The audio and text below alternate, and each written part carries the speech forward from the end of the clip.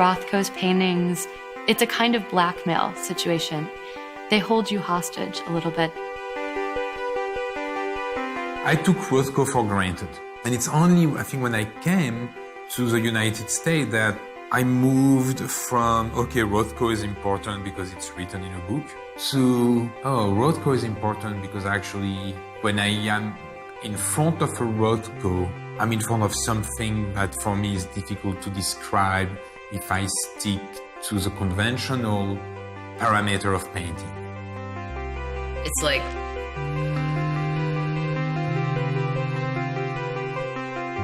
That's what it is. When you look at a line of the place where the orange meets the red, or the red meets the blue, or something is happening. That's this vibration. And he still believed somehow that color was a better vehicle for communicating interior states of emotion and feeling, and that there could be a kind of universality achieved purely through color.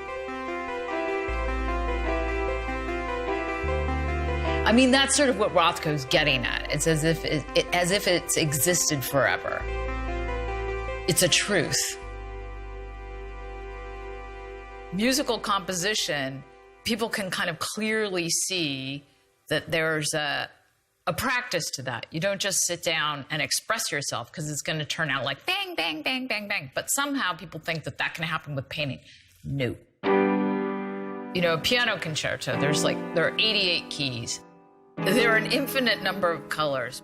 Rothko is moving around the color wheel.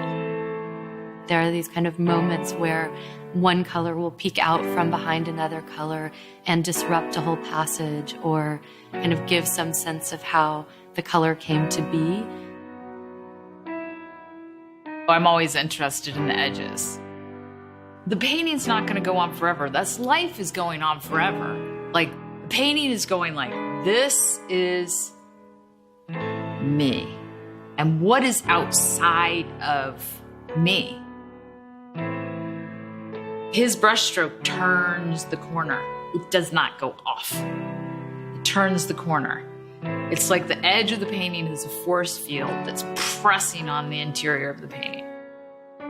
They're a little bit greedy, and they ask for you to kind of be there with them in order to get something more than, oh, it's a red plane of color, or it's blue. To do something more than that, I think, takes some real presence.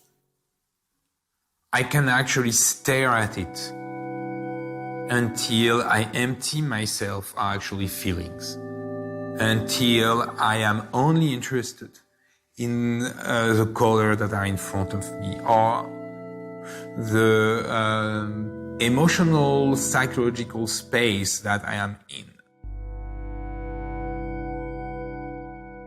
You know what you're seeing, but I think the longer you spend looking at them, the more you can kind of unlearn that seeing.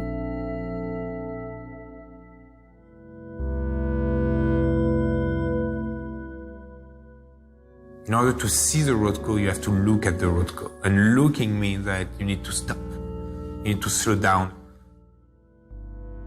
You need to let the vibration of the color affect you. You don't do that if you just see the Rothko. It's easy to see a Rothko. It's difficult to look at a Rothko.